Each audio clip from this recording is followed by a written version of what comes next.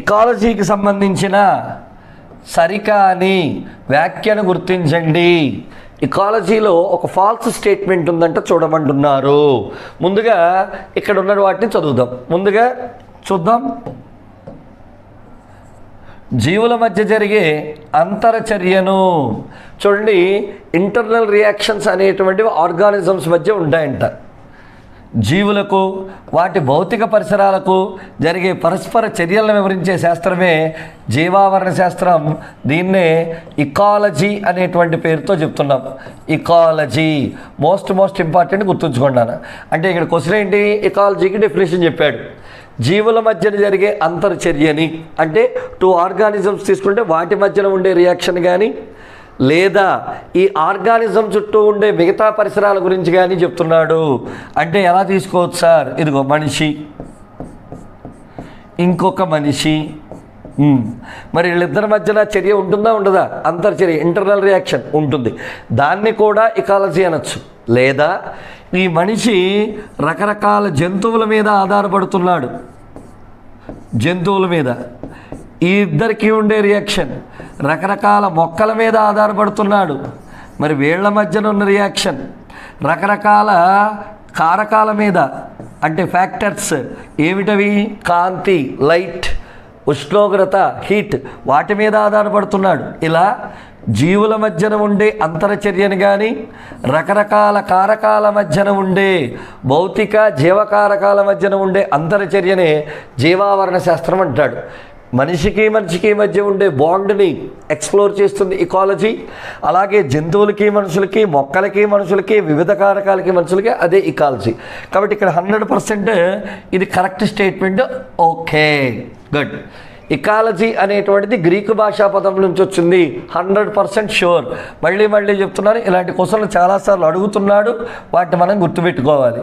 Ecology అనేటువంటి పదం దేని నుంచి వచ్చింది? గ్రీకు వర్డ్ నుంచి వచ్చింది. ఓకే, మరి ఇకాలజీలో మనకి ఏమేం పదాలు ఉన్నాయి? 2 పదాలు. ఒకటి ఒయికాస్, రెండోది లాగోస్. సార్ ఒయికాస్ అంటున్నారు ఏంటి? ఇల్లు.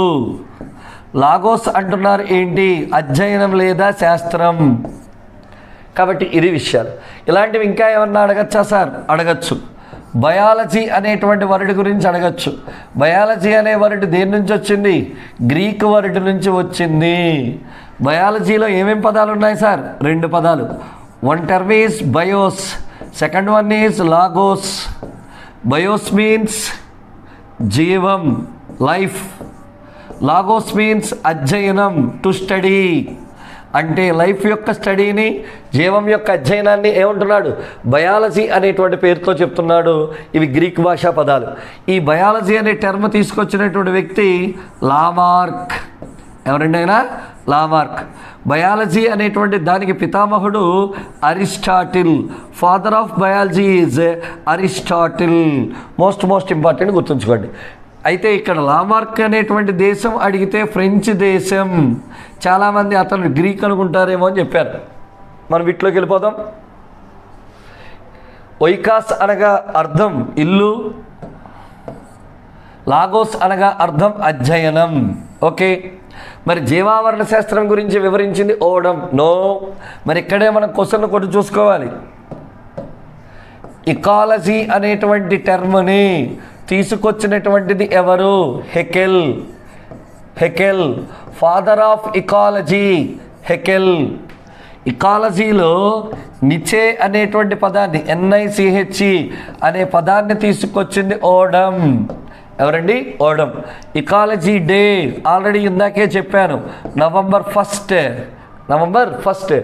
పర్యావరణం, ఎన్విరాన్మెంటల్ డే జూన్ 5.